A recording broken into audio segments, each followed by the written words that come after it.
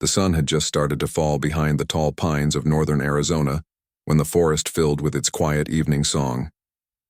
A man named Elias Boone walked along the narrow dirt trail, his axe resting on his shoulder, his shirt soaked with the scent of pine and sweat. He was a lumberjack, tall and broad, with kind eyes that had seen both love and loss. For years, he had lived alone in a small wooden cabin beside the river, cutting trees by day and mending tools by night.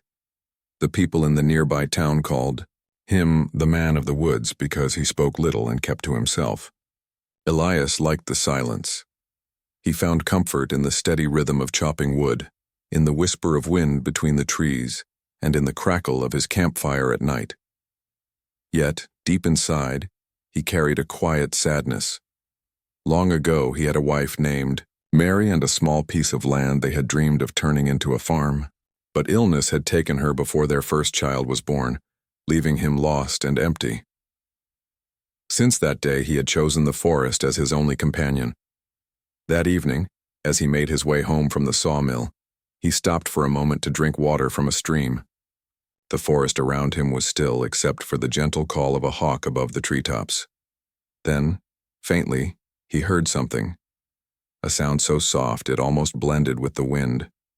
At first, he thought it was an animal caught in a trap, but as he listened, again the sound returned, a human cry, weak and trembling, coming from somewhere deeper in the woods.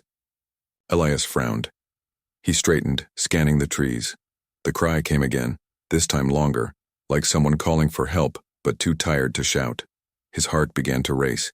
Without hesitation, he set down his pack, took his lantern, and followed the sound through the thick forest. The path grew narrow and twisted, the ground soft with fallen needles. The air felt heavier as he pushed aside branches and moved toward the voice. After several minutes of searching, Elias stepped into a clearing he had never seen before.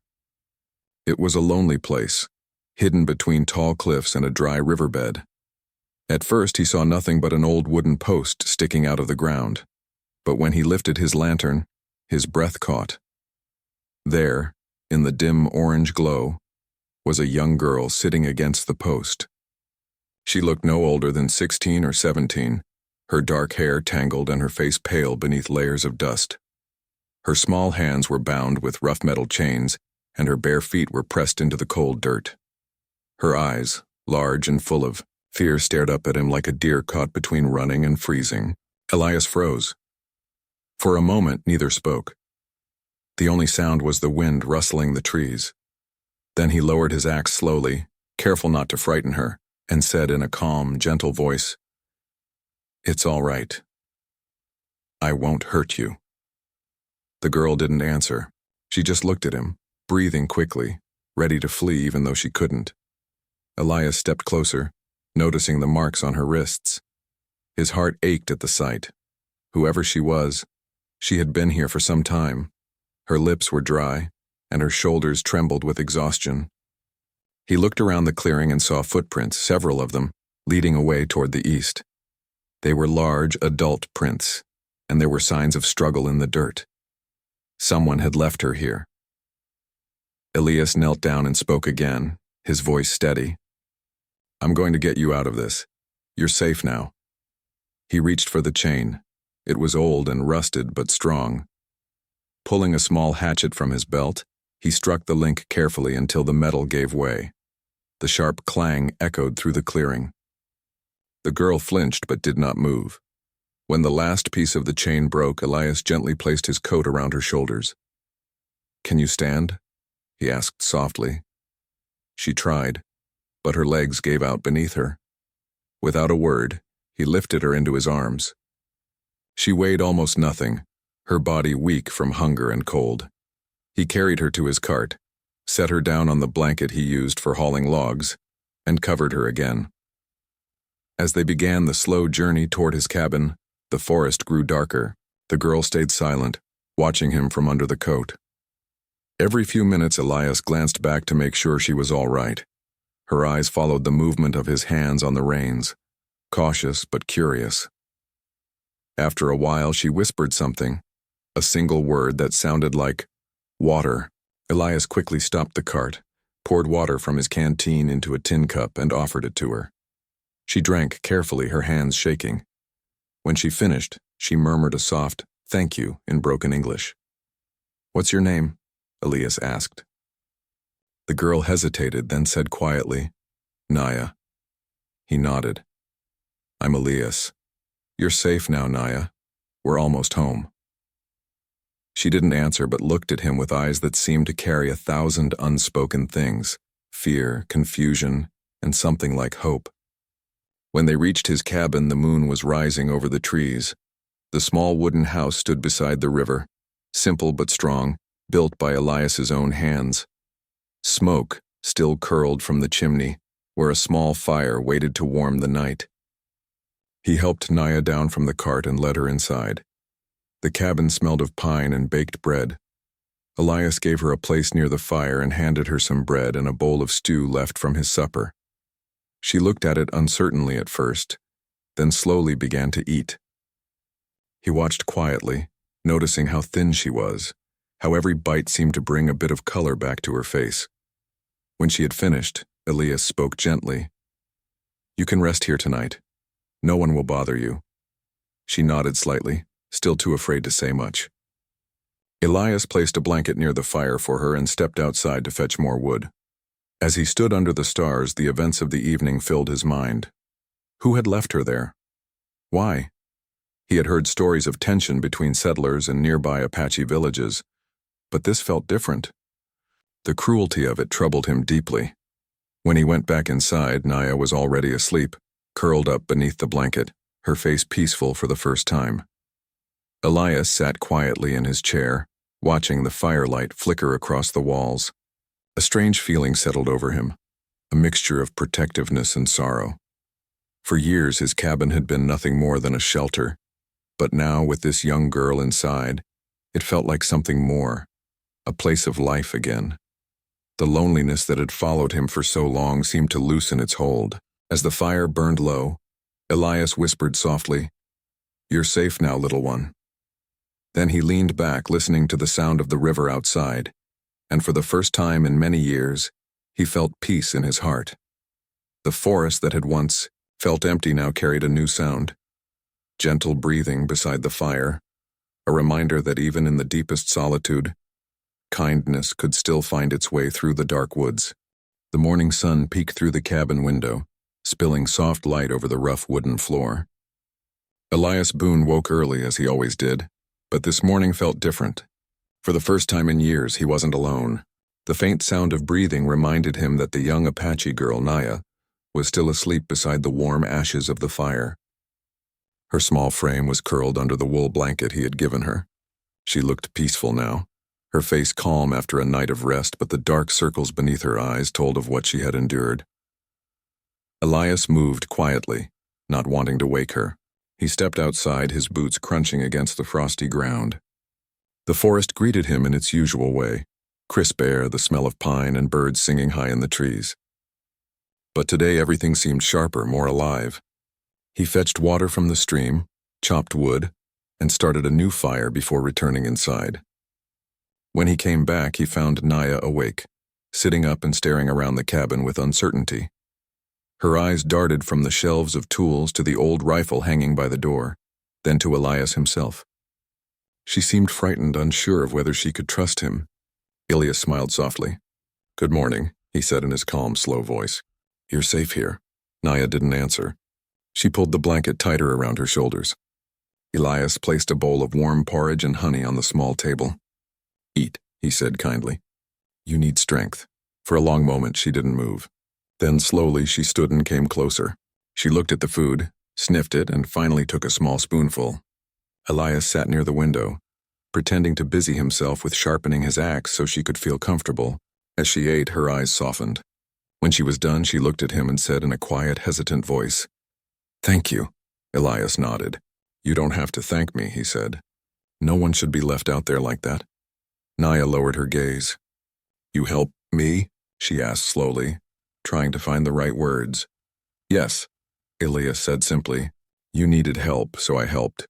She looked puzzled by his kindness, as if she was not used to it. For a long while neither of them spoke. The only sound was the crackle of the fire and the gentle tapping of Elias's knife against the whetstone. Later that day, Elias went outside to work on a fallen tree near the riverbank. He told Naya she could stay inside and rest, but when he looked back, she had followed him out, standing a few feet away. She seemed curious about what he was doing. He smiled. "You can watch if you like," he said. "Just stay clear when the tree falls." Naya nodded and sat on a rock, wrapping her blanket around herself. She watched as Elias swung the axe with strong, steady strokes. Each hit echoed through the forest. She had never seen anyone work like that before. Every move was sure, practiced, and patient. When the tree finally fell with a loud crash, she jumped. Elias smiled at her reaction. "Loud, isn't it?" he said with a small laugh. To his surprise, she smiled back. Just a small, fleeting smile, but enough to warm his heart. As the day passed, Naya began to help in small ways. She fetched water from the stream, stacked firewood, and swept the cabin floor. Though her movements were quiet and careful, there was strength in her. Elias could tell she had known hardship, but also that she had spirit. Over the next few days, their routine settled into something peaceful. In the mornings, Elias worked in the forest while Naya prepared simple meals. In the afternoons, they sat by the fire as he repaired tools or carved small wooden figures. Naya often hummed softly, songs that were strange and beautiful, words from her language that Elias didn't understand. Still, the melody soothed the cabin like a prayer. One evening, as they shared supper, Elias decided to ask gently, "Naya, where are you from?" She looked at him for a long moment, then lowered her eyes to the bowl in her hands. "From tribe," she said slowly. "Far Mountain," Elias nodded. "Your family must be worried about you." Her expression changed. "No," she whispered. "Father angry, he—" "Not want me?" Elias frowned. "Why would he do that?" She hesitated, searching for words. "He said I must marry man." "I say no, he angry." Elias felt a heavy ache in his chest. He had no right to judge her people's customs, but he could not understand how any father could chain his child. "You don't have to talk about it," he said softly. "You're safe now. No one will hurt you here." Naya looked at him with eyes full of confusion and gratitude. She didn't say anything, but her expression said more than words could. That night, as Elias sat by the fire, he thought about what she had told him. He remembered the look of fear in her eyes when he had first found her, the marks on her wrists and her quiet strength now. The more he thought, the more he felt something growing in him, a need to protect her not out of duty but out of care. The following day, heavy rain fell over the valley. The forest darkened under gray clouds and thunder rolled in the distance. Naya helped Elias bring the chopped wood inside before the storm worsened. As the rain poured outside, they sat together in the warm cabin.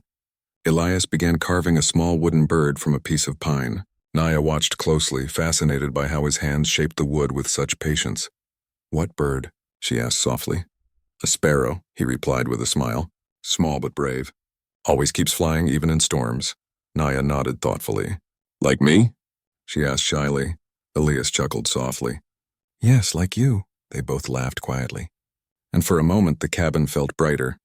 Later that night, Naya tried to teach him a few Apache words, how to say thank you, fire, and friend. Elias listened carefully, repeating each word with his deep, slow voice until she giggled at his accent.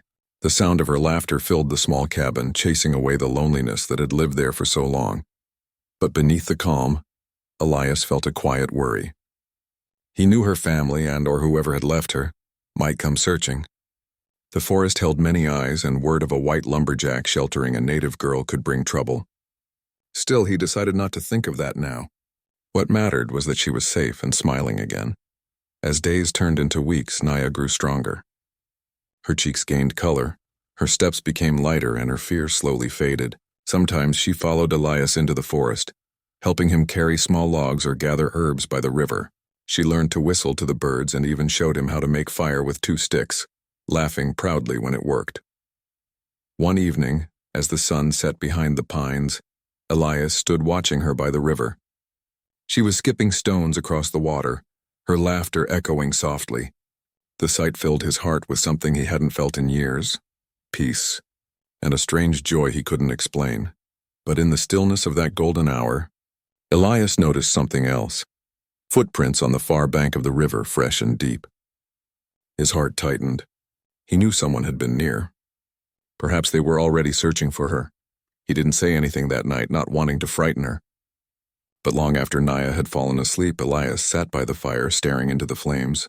The peace they had found might not last. The world outside the forest was still watching, and soon it might come knocking. Still, he promised himself one thing. If trouble came, he would not turn away. Not again. He had lost too much in his life, and he wouldn't let another soul suffer if he could help it. As the firelight danced across the walls, Elias whispered quietly, "No one will take her again. Not while I'm breathing." The rain had stopped, and the sound of the river grew soft in the night. Outside, the forest stood silent, guarding its secrets. Inside, an old lumberjack and a young girl slept beneath the same roof. Two lonely hearts who had found something rare in the middle of nowhere: trust. And though neither knew what tomorrow would bring, both carried a small spark of hope, the kind that grows quietly, like light in a dark place. Days passed, and the forest began to change with the coming of spring.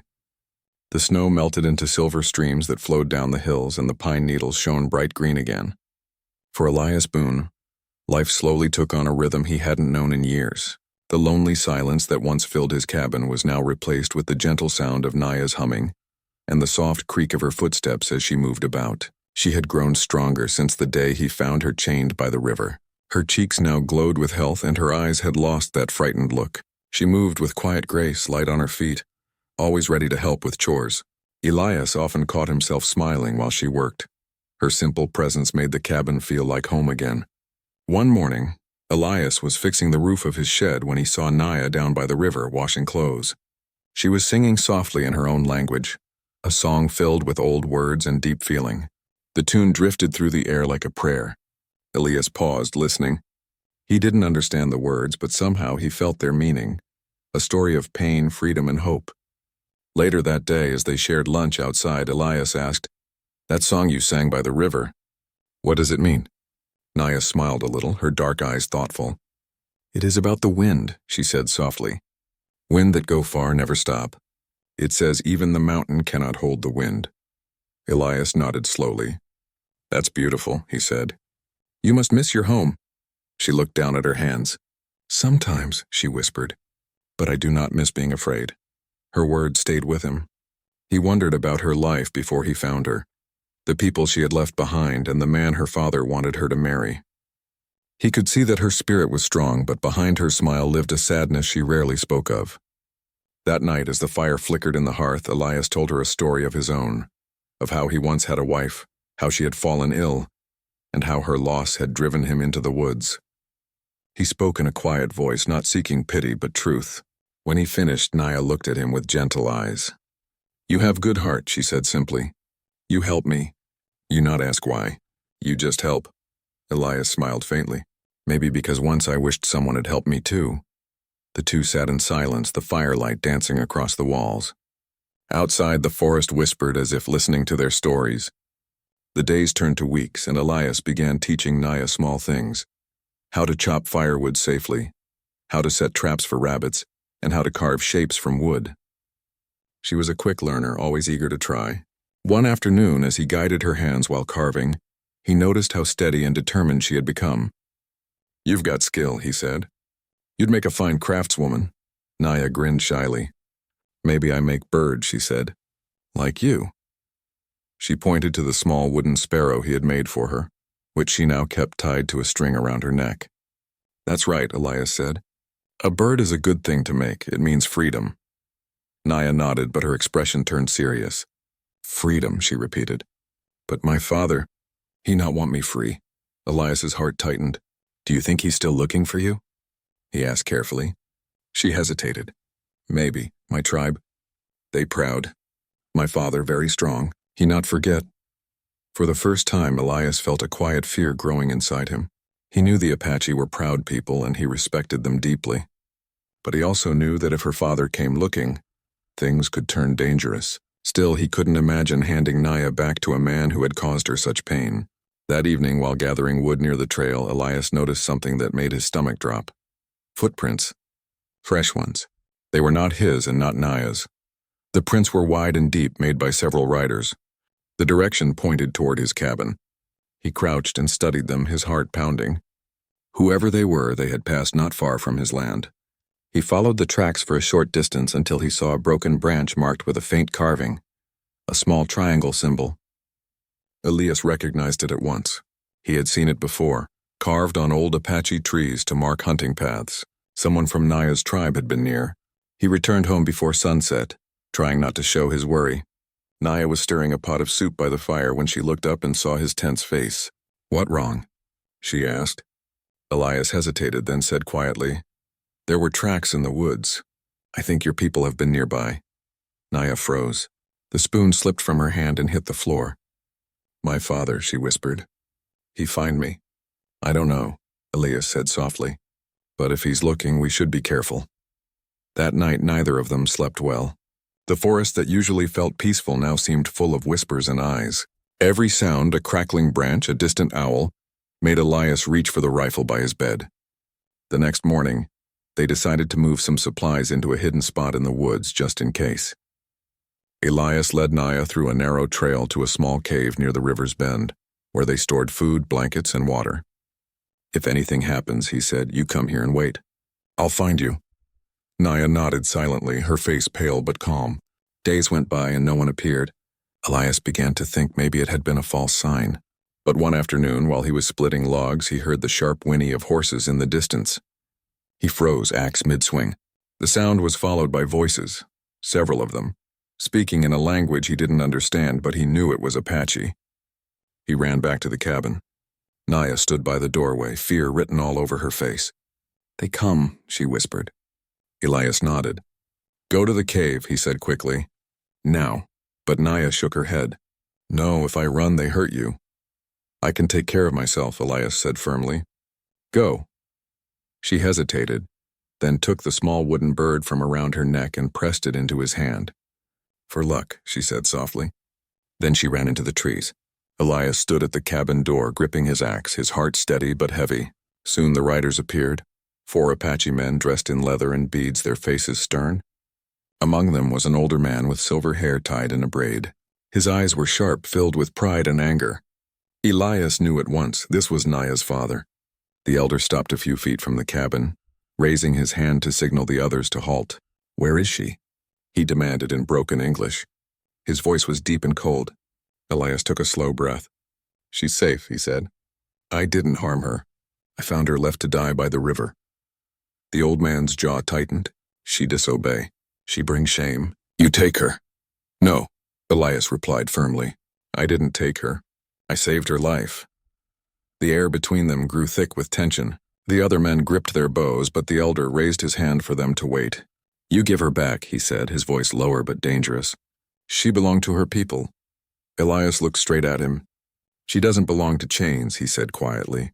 "She's a human being, not something to be owned." For a long moment the old man said nothing.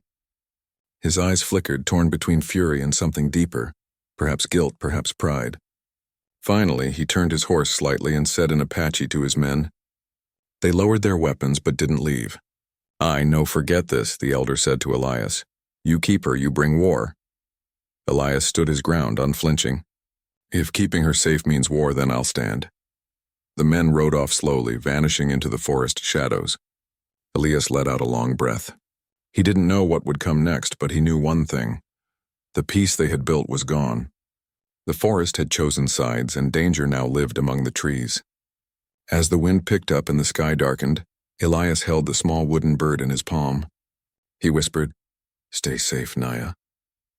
Then he looked toward the trees, knowing the storm was far from over. The next morning came cold and gray. Mist hung over the river like a thin white curtain, and the sound of the forest felt different, quiet but tense, as if even the birds sensed what was coming. Elias Boone had not slept. He had sat by the window all night, his rifle resting against his chair, his eyes fixed on the dark tree line. Every small noise, the creak of a branch, the distant cry of a wolf made his hand tighten on the weapon. He was ready, though part of him wished he didn't have to be. When dawn broke, he stepped outside, the cold air biting his face.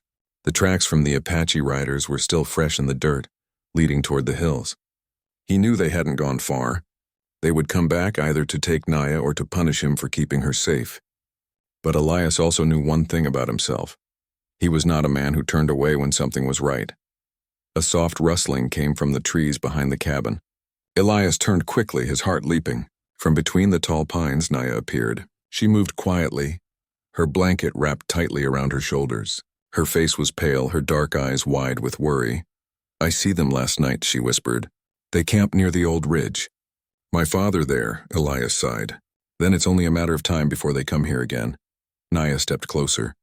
"You help me. You risk much. I not want fight." He looked at her kindly. "I don't want to fight either," he said. "But sometimes, Naya, you have to stand for what's right. You deserve to live free." She hesitated, then asked softly, "What if he change? What if he come not to fight but to talk?" Elias wanted to believe that, but he had seen the anger in her father's eyes. "Maybe," he said. "But we'll be ready just in case." They spent the day preparing. Elias made sure there was enough food and water in the cave near the river, in case they had to hide again. He also fixed the cabin door and stacked logs along the back wall to use as protection if things turned bad. All the while, Naya helped silently, her hands steady but her eyes full of thought. By late afternoon, the forest had fallen strangely quiet. No birds sang. The wind itself seemed to hold its breath. Then from far off came the distant thud of horse hooves. Elias's heart sank. He looked toward the ridge and saw movement among the trees, dark figures approaching. "They're here," he said calmly. Naya's hands trembled slightly. "Please, Elias," she whispered. "Do not hurt them." "I won't unless they give me no choice." He placed the rifle near the door and walked outside, his hat low over his brow. The riders came closer, 4 again, just like before, but this time there were more behind them. At the front rode the same elder man with silver hair, Naya's father. His sharp eyes found Elias immediately. The old man stopped a few feet away. For a moment, neither spoke. Then, in a voice both strong and heavy with pride, the elder said, "You stubborn man, I come for my daughter." Elias nodded slowly. "She's safe. You can see her, but she decides what happens next." The elder's brow furrowed. "She not decide. I am her blood." "I decide. Maybe that was true once," Elias said gently, "but not anymore. She's grown." "You can't chain her again?" A murmur ran through the Apache men. The elder's eyes blazed with anger. "You take her from me. You shame me before my tribe." "I didn't take her," Elias said firmly. "I found her hurt and left alone. I gave her shelter. That's all." At that moment, Naya stepped out of the cabin. Her hair fell loose over her shoulders and she stood tall, though her hands trembled. "Father," she said softly, speaking in her native tongue first, then repeating in English. "He not take me, I run. I want to be free." Her father stared at her, his expression unreadable. The men behind him shifted uncomfortably. "You forget who you are," he said coldly. "You forget your people." "No," Naya said, her voice stronger now. "I not forget. I am Apache, but I am also my own spirit. You hurt me because I say no. That not right." Her words hung heavy in the air. Even the horses seemed still. The old man's hands tightened on his reins. "You speak like child with no respect." Elias stepped between them slightly. "She speaks with courage," he said quietly. "You raised her strong. Can't you see that?" The elder glared at him. "You talk too much, white man." "You not understand," Elias took a breath. "Maybe I don't understand everything about your ways, but I do understand this. No father should chain his child." For a long moment, there was silence. Then the elder raised his hand sharply and the men behind him began to move forward. Naya gasped. Elias quickly held up his own hand. "Stop," he shouted. There's no need for blood here, but the tension was thick. The riders surrounded the cabin, their eyes hard. The elder dismounted slowly, walking toward Elias with the steady steps of a proud man who had never bowed to anyone. When he reached him, he stopped only a few feet away. "You say she free," he said. "Then let her speak now. If she choose you, I walk away. If she choose me, you let her come." Elias nodded. "Fair enough." He turned to Naya, her eyes filled with tears. She looked between her father and Elias, the man who had given her life a second chance. Her heart was torn in two. In a trembling voice, she said, "Father, I love my people, but I cannot go back to chains. I want to live without fear. I want peace." The elder's jaw clenched, his chest rising and falling with deep emotion. "You say I chain you. I only try to make you strong." "Strong not mean pain," Naya said gently. Strong, mean, kind heart. You forget that. Her father's eyes softened for just a moment, and something inside him shifted. The anger in his face began to fade, replaced by sorrow. He looked at Elias. You care for her? Elias nodded, as if she were my own. For a long while, the old man said nothing. Then he turned away, facing his men. Go, he said quietly in his language. We leave. The others hesitated but obeyed, guiding their horses back toward the trees. The elder remained a moment longer, staring at his daughter. He reached into his coat and took out a small leather charm, a feather tied with a red bead, and handed it to her. This protect you, he said softly. No more chains. You walk free. Naya's eyes filled with tears. Thank you, father, she whispered.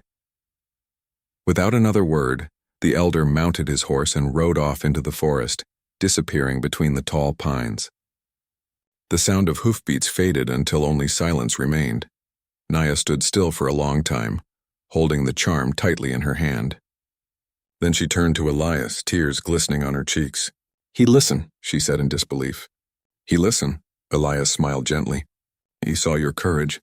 You changed his heart. She stepped forward and hugged him, her small frame trembling against his chest. Thank you, she whispered. You saved me again. Elias felt his throat tighten.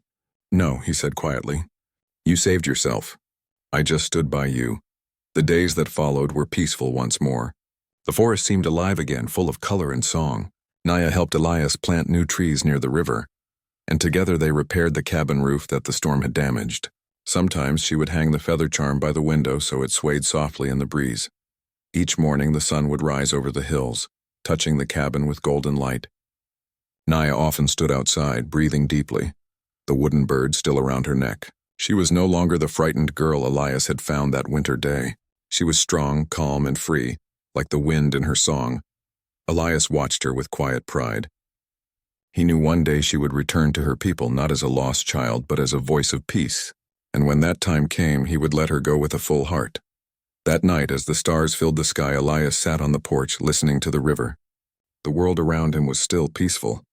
Naya sat nearby, humming the same song he had heard long ago, the one about the wind that never stops. He smiled faintly and whispered, Even the mountain cannot hold the wind. In that moment, he understood what her song truly meant. It was about life, how it moves, how it changes, how it finds its way to freedom. And as the fire crackled softly beside them, both knew that kindness, once given, could turn even the hardest hearts toward the light. Spring soon turned to summer, and the forest around Elias Boone's cabin came alive with color. The river that once froze solid now ran clear and bright, carrying the songs of the mountains with it. Birds sang from the branches, and wildflowers painted the open fields in soft yellows and purples. The quiet valley that had once felt like a prison of loneliness now felt like a living, breathing home. Elias often rose before sunrise, chopping wood while the mist still floated low over the ground. He had always worked with his hands, and strong, patient, and steady, but lately his work felt lighter. There was joy in it now. Inside the cabin, Naya would hum softly while preparing breakfast, her sweet voice blending with the sounds of nature outside. Every morning began with warmth, the smell of coffee, the crackle of fire, and the laughter of two souls who had found a strange but beautiful peace together. The memory of her father's visit still lingered in Naya's mind, but no longer as fear. It was something softer now, a memory of forgiveness. Since that day, she had kept the small feather charm hanging near the cabin window, where sunlight touched it every morning. When it swayed gently, it reminded her that even hearts made of stone could change when faced with love and truth. Elias never spoke of that day again. He respected her silence and her healing. Instead, he filled her days with small lessons. How to repair the wooden roof, how to sharpen a blade, how to tell the weather from the smell of the wind. In return, she shared the wisdom of her people, how to find herbs that soothed pain, how to listen to the forest, and how to read meaning in the movement of animals. Their two worlds, once far apart, began to meet in quiet understanding. One afternoon, as they sat by the river cleaning tools, Elias looked up and said, "Naya, you've become stronger than I ever was." She smiled shyly. "You make me strong," she said. "You show me how to live without fear." He chuckled softly. "You did that yourself. You just needed someone to remind you." Their friendship had grown into something rare, built on trust, respect, and kindness. Neither needed to speak much. Their silence was comfortable. Sometimes they would sit outside for hours, watching the sunset paint the sky gold and red, saying nothing at all. In those moments, Elias would often think about the night he had found her, cold and frightened. He couldn't believe how much had changed since then. As the weeks went by, travelers from the nearby town began to notice the young Apache girl, who sometimes came with Elias to the mill for supplies. Some people whispered, some were curious, but Elias ignored the talk. He walked proudly beside her, knowing that kindness was its own answer to the world's small minds. One evening, as a summer storm rolled in from the hills, thunder echoed through the forest. Naya stood by the window, watching the rain fall in heavy sheets. "Rain make world clean again," she said softly. "Wash away old hurt." Elias nodded. "Yes," he said. "Sometimes the storms are needed." The next morning, when the rain stopped, the world looked new.